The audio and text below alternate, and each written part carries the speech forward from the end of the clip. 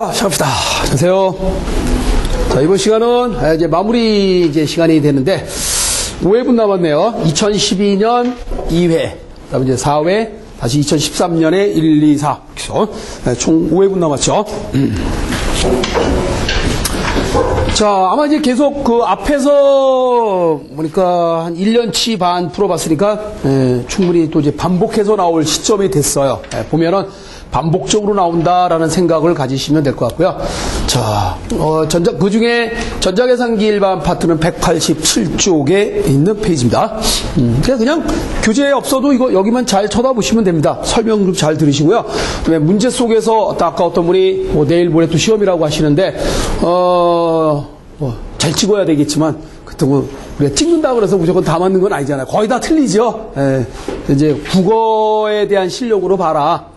어차피 우리가 모든 그 시험이라고 하는 게 출제자가 어떤 의미를 부여해서 문제를 냈기 때문에 그 단어에서 나오는 의미를 잘 파악을 하시면 충분히 아마 답을 쓰기가 좀 이렇게 어렵진 않지 않느냐.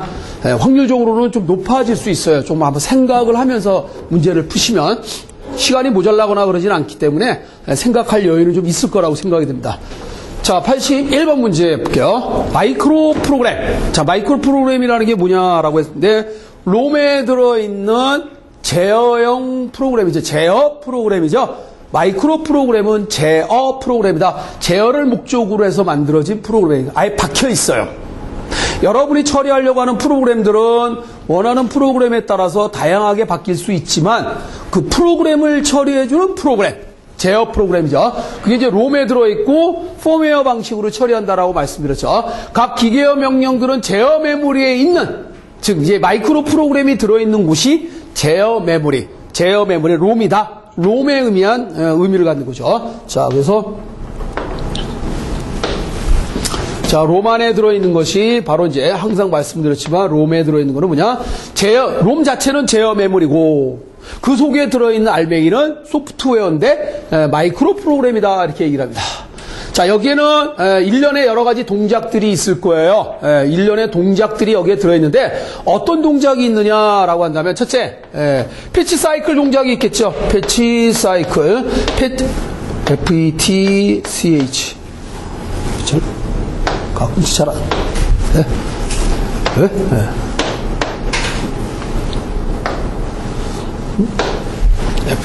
FETCH. 그렇죠? 그러니까 명령어가 불려져 나오는 인출주기다 그런 얘기예요. 그다음에 두 번째는 뭐냐? 만약에 이제 거칠 수도 있고 안 거칠 수도 있지만 거친다면 뭐죠? 인다이렉트 사이클 이 동작이 있을 거 아니에요, 그죠? 이것들은 다 공통적인 동작이잖아요. 어떤 명령어든지 불려 나오게 하거나 한 번 더 찾아가는 과정은 공통이에요. 그죠? 많지가 않잖아요. 이제. 이거 딱 하나씩 있는 거예요, 각각. 근데 세 번째는 뭐냐? 이게 굉장히 많겠죠. 익스큐트 사이클. 각각의 이제 기능에 대한 익스큐트라고 하는 것은 여러분이 명령어를 여러분이 주면 여러분이 준 연산에 대한 기능에 대한 마이크로 동작이 익스큐트 사이클이잖아요. 그죠? 여기에서는 뭐 더하기를 한다든가 빼기를 한다든가 곱하기 나누기 뭐 나와라 들어가라 여러 가지 아주 많은 동작들에 대한 마이크로 동작들이 다 들어있어요. 항상 규정적이에요. 그 다음에 또 이제 뭐냐, 인터럽트 사이클. 인터럽트 자체를 수행하는 게 아니라 인터럽트 자체는 실제 서비스를 해주는 프로그램은 서비스 루틴이에요. 그죠? 그러나 인터럽트 사이클 과정의 마이크로 동작을 처리할 수 있는 동작이 인터럽트 사이클에서 하는 일이에요. 그러니까 실질적인 처리는 제공되어지는 서비스 프로그램을 처리해 주는 거잖아요. 그죠? 그러니까 이제 인터럽트가 이렇게 걸려서 이렇게 운영된다. 그런 작은 동작에 대한 것이 이렇게 4개의 동작에 대한 것이 기본이다. 이게 제일 많겠네요. 그죠? 롬 안에 박혀 있는 많은 기능들 중에서 이 동작이 굉장히 많겠죠. 다양하게. 그죠? 여러 가지. 제공되어지는 명령어의 개수, 모든 명령어들에 대한 마이크로 동작들이 다 들어있는 거예요. 그래서 여러분들이 바로 그 세트를 찾아가서 내가 더하기를 해야겠다. 그럼 더하기는 그냥 덧셈기에서 한 번에 딱 해서 끝나는 게 아니라 더하라는 과정의 절차가 좀 복잡해요. 자료 불러와야 된다. 하나 또 불러와야지. 더하기를 해야 되지. 다시 그 결과를 도로 갖다 집어넣어야지. 뭐 이런 것들. 실행에 의해서 처리되어지는 작은 동작들이 익스큐트 사이클에 대한 동작이다 그러죠. 자, 주격장치에서 명령어를 인출하는 동작 있죠? 그렇잖아요. 그죠? 1번 보기는 뭐야? 이 동작을 의미하는 설명이에요. 그죠? 오퍼런드의 유효 주소를 계산하는 동작. 간접 사이클에서 하죠? 간접 사이클에서 하잖아요. 그죠? 실제 유효 주소를 찾아가야 되잖아요. 물론 그게 이제 안 해도 되는 경우도 있죠. 직접 주소라면 안 해도 되지만 간접 주소이거나 계산에 의한 주소는 한 번 더 계산을 해야 되잖아요. 그죠? 과정을 거쳐야 되는 계산이에요. 인다이렉트 사이클. 이해하시죠? 그러니까 두 번째는 인다이렉트를 얘기하는 거. 그죠? 그리고 지정된 연산을 수행하는 동작. 익스큐트 사이클이죠? 맞습니까? 그러니까 이거를 그냥 여러분들이 그냥 막연히 이렇게 제가 설명을 드리니까 맞아 그러지 이렇게 정리가 안 돼 있는 상태란 말이에요. 맞구나. 롬이 가지고 있는 동작이 뭐다? 롬 속에 들어있는 프로그램이에요. 그죠? 이런 것들이. 그죠? 패치라고 하는 프로그램은 어떤 프로그램이에요?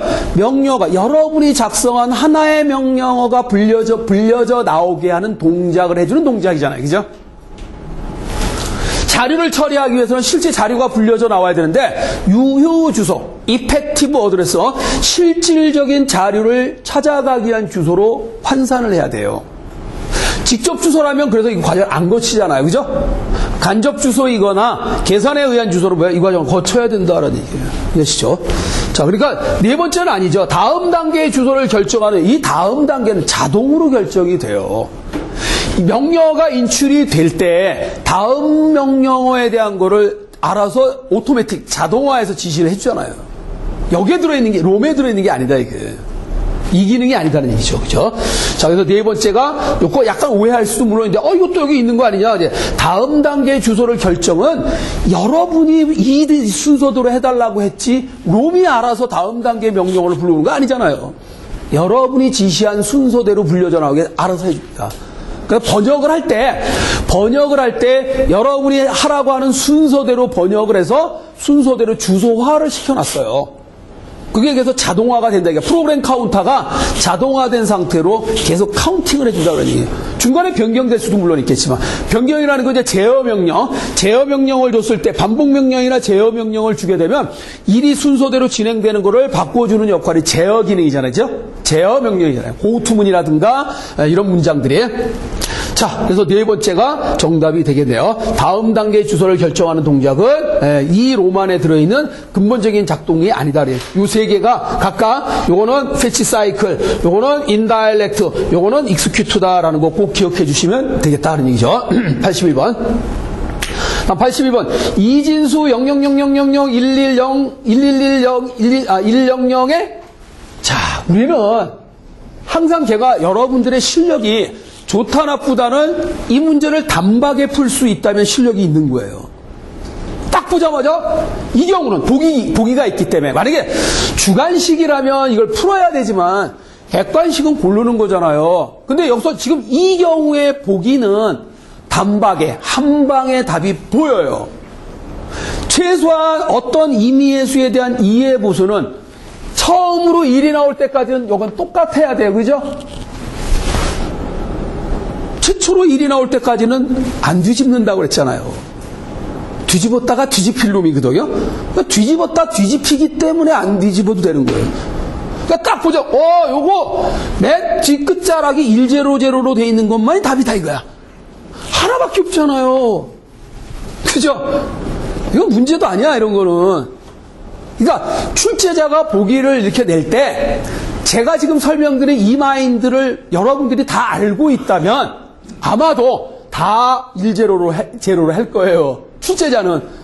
근데 그 마인드를 모르기 때문에 에이 설마 뭐 이렇게 해도 뭐 알겠냐 이런 식으로 이제 보기를 쭉 써놓는 거란 말이야.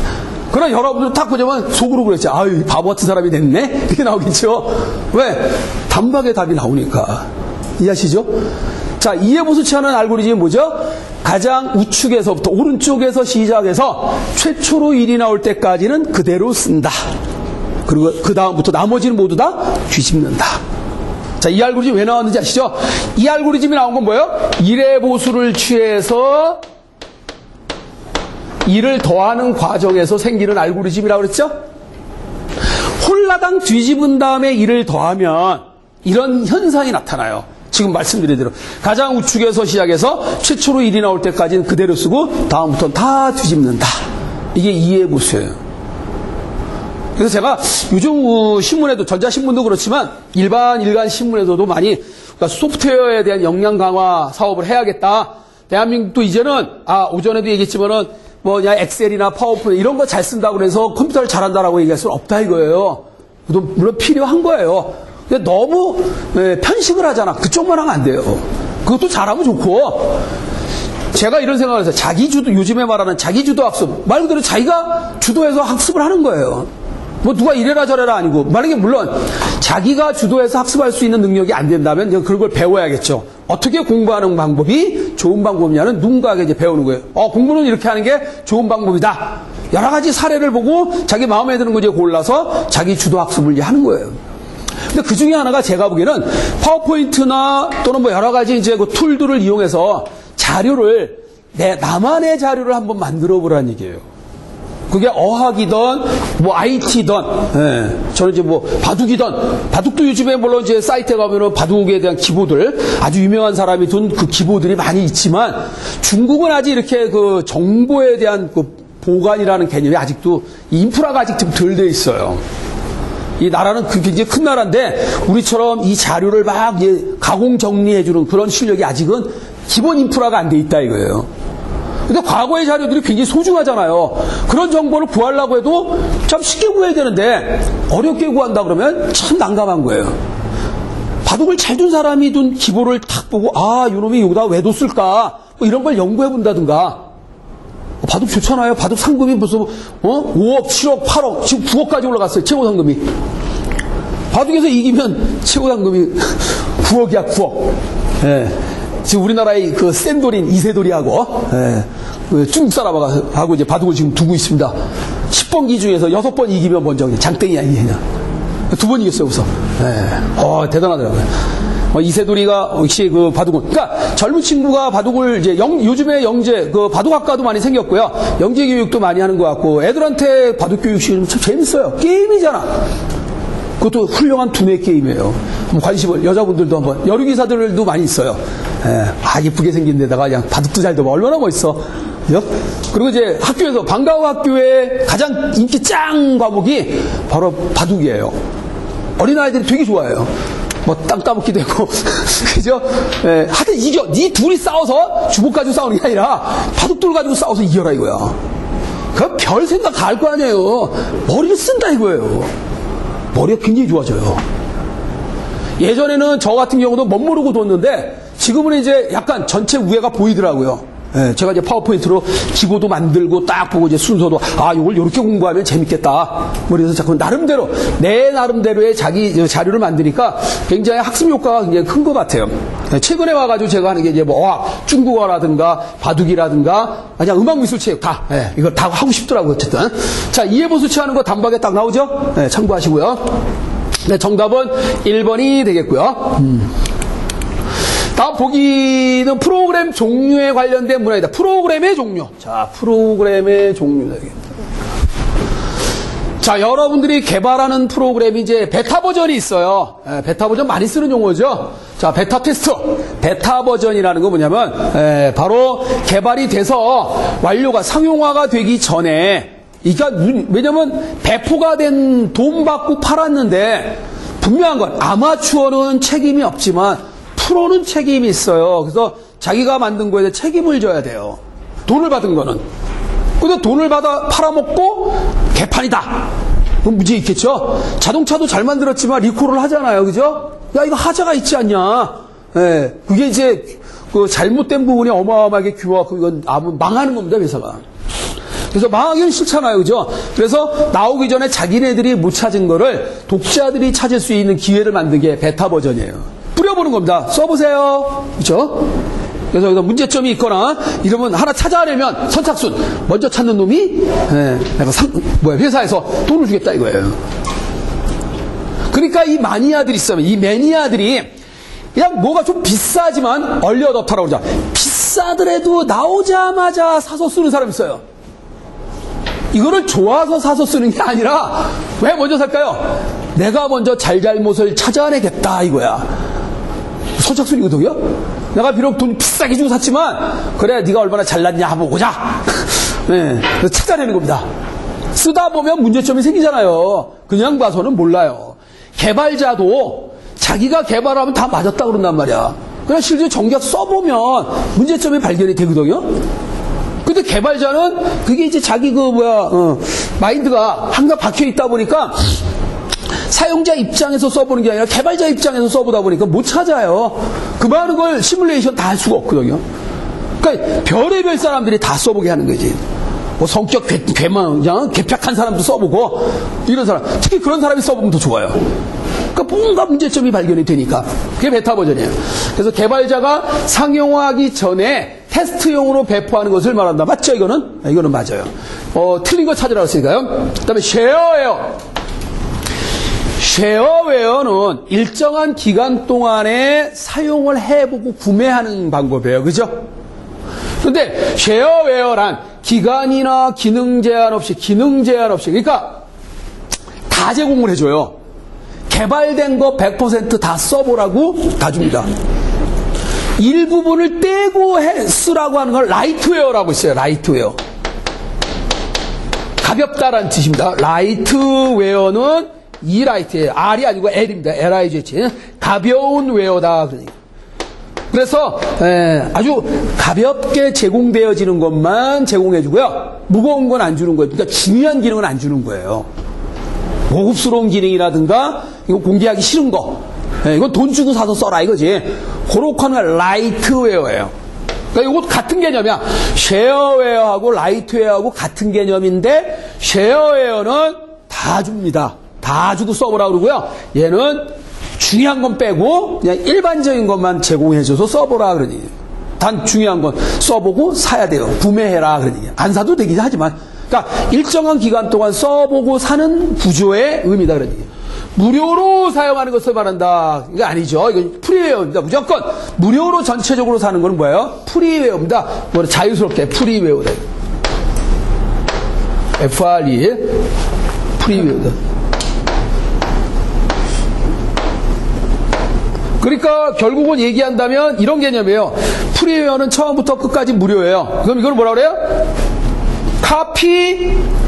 카피 레프트가 되는 거죠. 카피 레프트예요. 마음대로 갖다 써도 돼, 이게. 카피 레프트.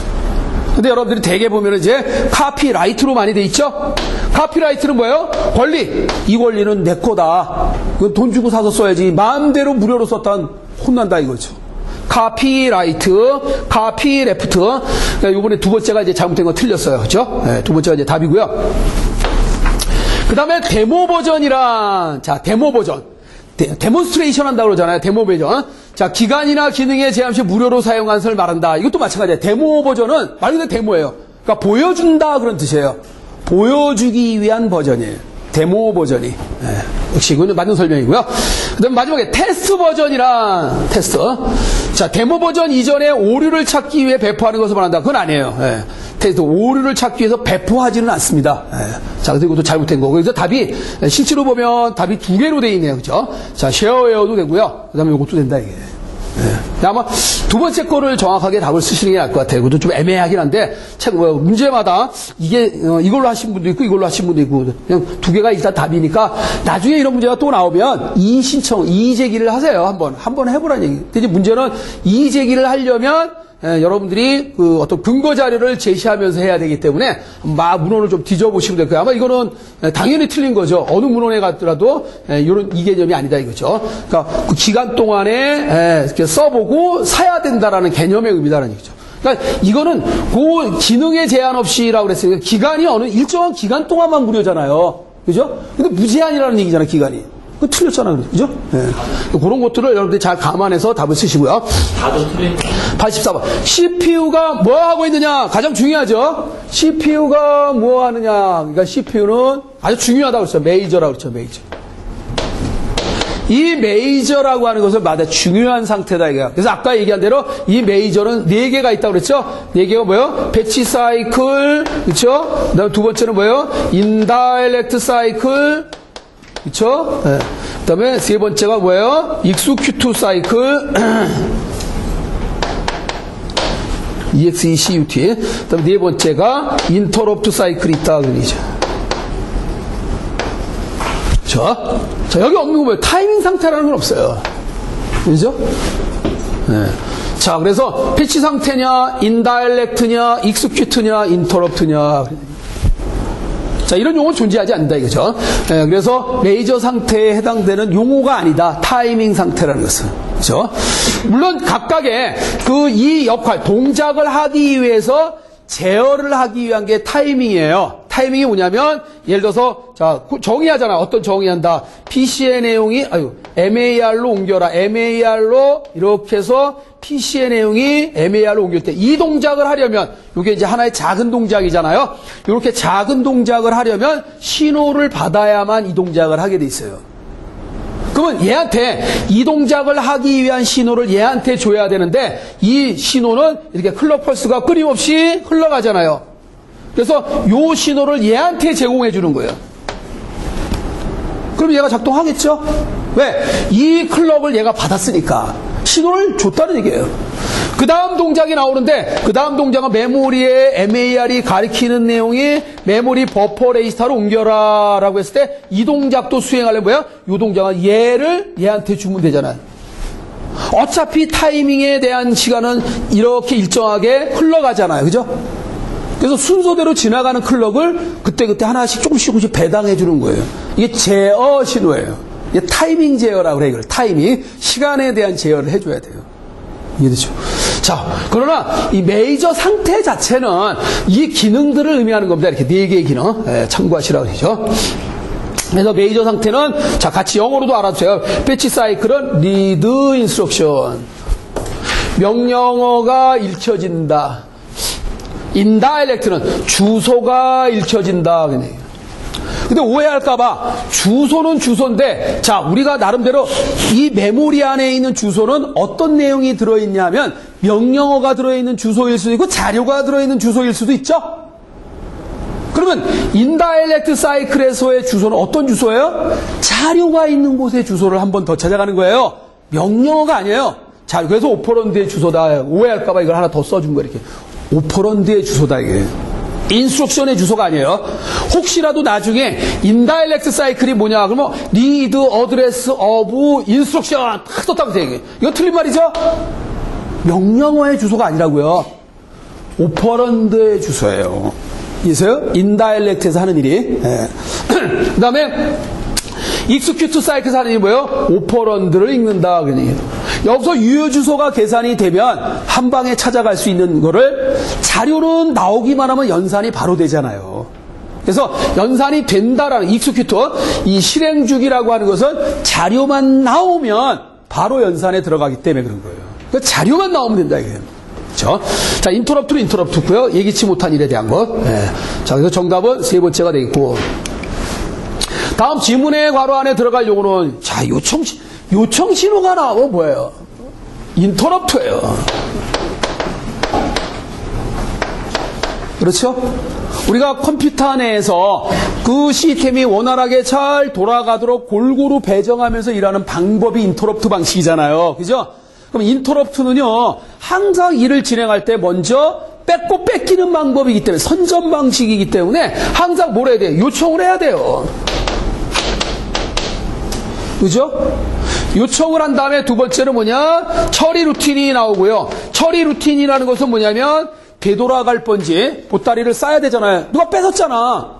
아저씨 이번에 내 차례인데 저 좀 하려고 하는데요. 그래 하세요. 하고 이제 뺐잖아요. 그럼 뺏기는 사람이 어떻게 돼요? 보따리를 막 싸야 돼요. 뺏긴 사람이 왜? 다시 자기 차례가 돌아오면 그 상태로 돌아와서 일을 해야 되니까. 그러니까 보따리를 싸야 되는 거예요. 처리 루틴이라고 그래요. 그리고 나서 실질적으로 서비스를 받는 걸 우리는 뭐라고 그래요? 취급 루틴이다. 취급 루틴. 또는 다른 말로 이거를 서비스 루틴이다. 이렇게 얘기하는 거예요. 또는 다른 말로 핸들러다. 그래. 인터럽트 핸들러 이렇게 얘기를 해요. 가끔 요걸로도 가끔 나와요. 이렇게. 핸들러. 핸들링 한다라고 하잖아요. 핸들링. 예. 실질적으로 서비스를 받는 거를 인터럽트 핸들러라고 그래. 핸들러. 이해돼요? 또는 서비스 루틴. 또는 우리말로 취급 루틴.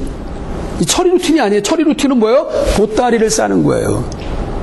그리고 복구하는 거고. 나중에 완전히 이제 서비스 다 받고 나면 원래대로 돌아와야 되잖아요. 그죠? 그런 게 얘가 하는 역할이고요. 처음에 무조건 요청을 해야 돼요. 그냥 마구제비로 너 문제점 있잖아 임마 하고 강제로 가서 일하는 게 아니라 일단 점잖게 요청을 해야 돼요. 자, 이번에는 제가 하겠습니다라고 이렇게 점잖게 요청을 해야 됩니다. 그래서 요청 신호가 입력된다라는 건지 인터럽트를 하려고 하는 건가다 그렇게 이해하라 되죠. 프로그램 실행 중에 있는 CPU가 정상적인 처리를 멈추고, 그죠? 누가 뺏었으니까. 누군가가 CPU에 의해서 일하고 있는데 그 일하고 있는 정상적인 상태를 멈춘다라는 얘기죠. 그래서 다시 처리를 마친 후 그 뺏은 사람이 본연의 일을 마친 다음에 다시 되돌아간다고 그랬죠? 이게 바로 인터럽트다 그랬죠. 인터럽트. 자, 인터럽트는 정답이 이제 4번인데, 자, 리커시브는 무슨 뜻이에요? 되부름, 되부른다 그러니 자기가 자기를 부르는 걸 되부름이라고 그래요. 뭐 딴 사람을 부르면은 되부름이라고 안 해요. 그러니까 서브 프로그램 호출 이렇게 해요. 근데 진짜 자기가 자기 부르는 건 아니에요. 자기가 다른 함수를 부르기는 한데 그 모습이 나의 모습하고 똑같이 생겼어요. 그러니까 마치 느낌 뭐예요? 자기가 자기를 부르는 것처럼 보여지는 거예요. 근데 정작 자기가 자기를 부르는 건 아니에요. 자기하고 똑같이 생긴 다른 함수를 부르는 거예요. 그러니까 소속은 틀려요. 생긴 건 똑같이 생겼지만 소속이 틀려요. 이해돼요? 그게 되부름이에요. 반복문이라고 보시면 돼요. 반복문. 반복문을 함수처럼 반복하는 처리 방법을 되부름이다 그러는 거예요. 되부름. 리커시브. 자, 덤프는 메모리 안에 있는 걸 그냥 그대로 내보내는 거를 덤프한다 그래. 덤프. 덤프처럼 생각하시면 돼요. 홀라당 쏟아놓는다 그러지. 쏟아내는 거를.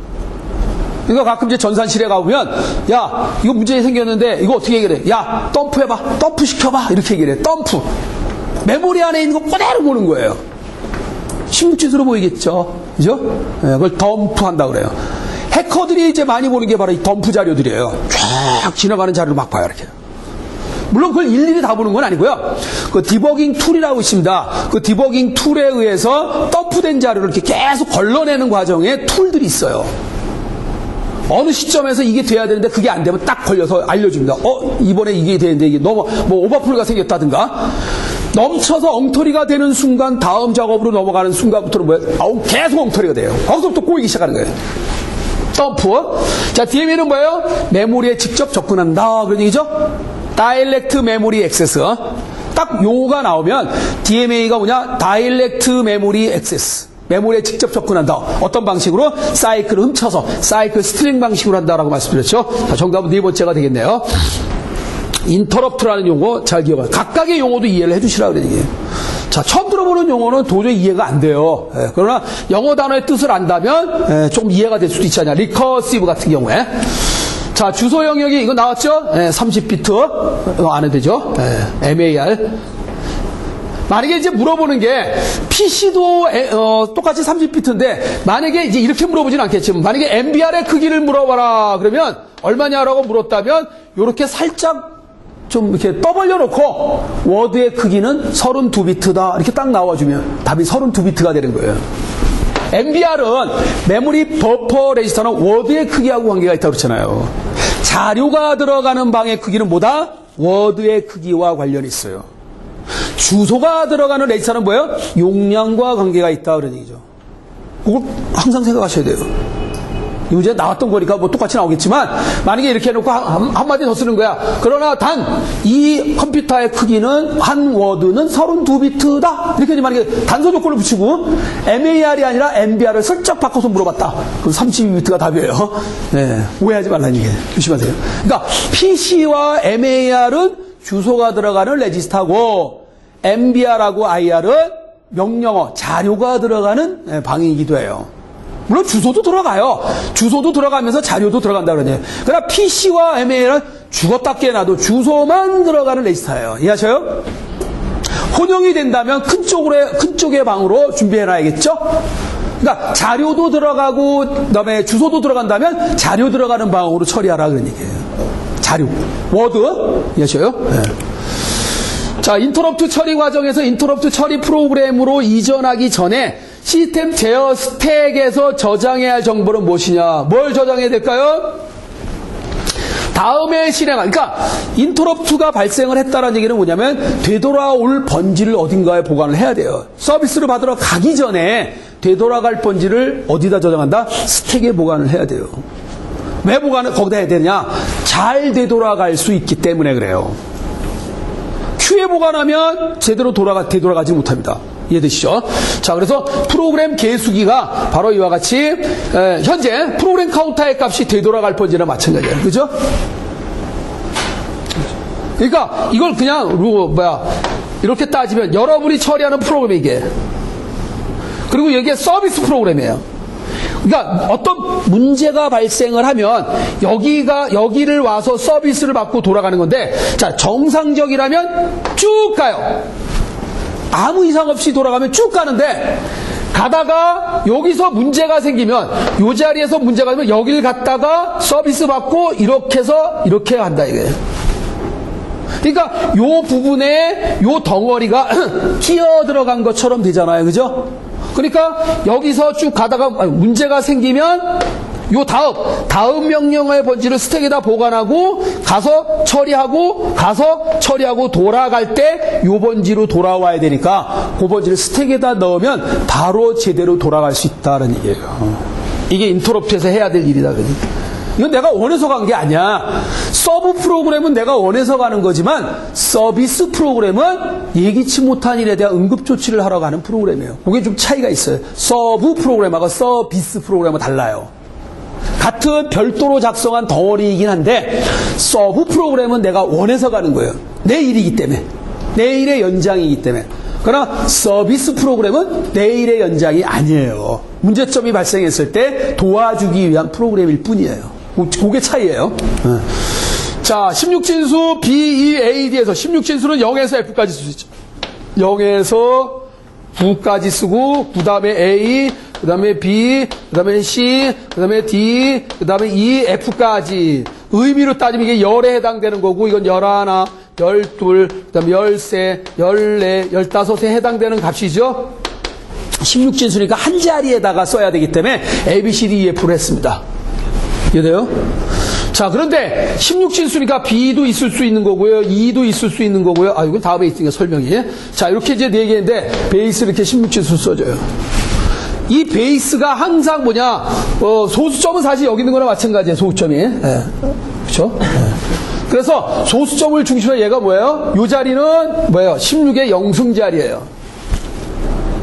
그러니까 이 숫자가 16진수라고 했기 때문에 베이스가 16이다 그런 얘기예요. 그리고 그 바로 제일 처음에 나오는 것은 그 진법에 대한 0번째 자리, 첫 번째 자리, 두 번째 자리, 세 번째 자리 이렇게 하는 거예요.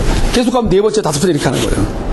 그래서 이 자리가 16의 영승은 1이잖아요. 그래서 1의 자리, 얘는 16의 자리 됐어요? 16의 자수, 256의 가중치를 가진 자리. 세 번째는 4096의 가중치를 가진 자리다 그런 얘기예요. 4096. 근데 요거 물어봤네요. 2가 가중치가 얼마냐? 256이다. 이해하시죠? 이렇게 자기의 가중치를. 우리는 이진수에 익숙하기 때문에 그냥 써버리잖아요. 1, 2, 4, 8, 10 이렇게 가죠? 그 1, 2, 4, 8이 뭐예요? 2의 0승, 2의 1승, 2의 2승, 2의 3승 이렇게 가는 거잖아요.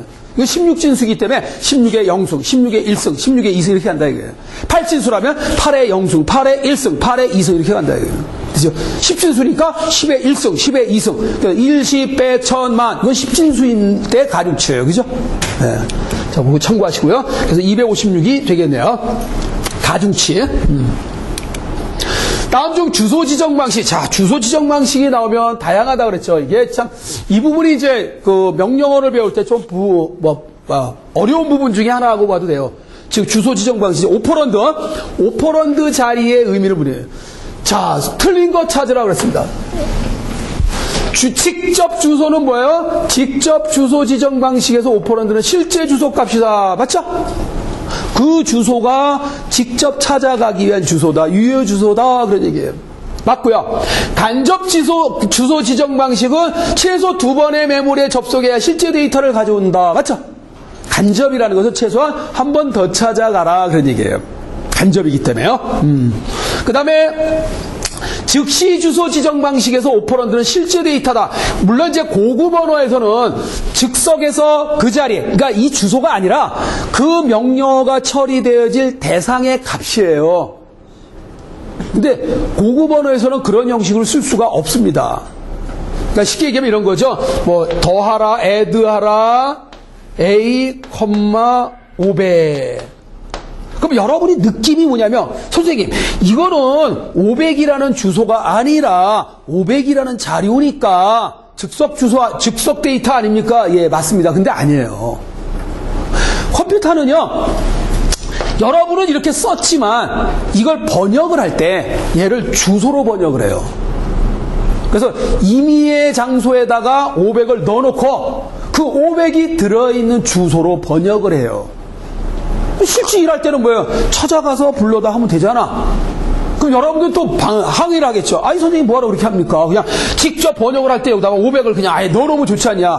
그거 좋은 줄 알아요. 뭐 과학자들이 머리 짱구는 아닐 거 아니야. 그죠? 좋은 줄 알면서도 왜 그렇게 못하느냐. 이게 문제가 되는 게 뭐냐면 직접 데이터를 여기다가 쓰면은 작은 거는 괜찮은데 큰 건 어떡할 건데? 명령어가 길어져 버려요. 그죠? 너무 질질질 끌고 다. 마치 비행기 타고 어디로 가는데 내가 가져가야 할 물건을 기내에 가지고 타는 거예요. 아, 이거 내 물건인데 내가 갖고 타겠다 이거야. 못하게 하잖아요. 항상 맡겨야 되잖아. 화물칸에. 그죠? 그거 똑같은 얘기예요. 물론 간단한 거 가지고 타는 게 좋지. 하지만 물건이 큰 거는 기내에 가지고 못하게 막아요. 항상 뭐예요? 화물칸에 맡겨라 이거예요. 그럼 뭐 갖고 타냐? 번호표. 내 물건에 주소표를 갖고 타잖아요.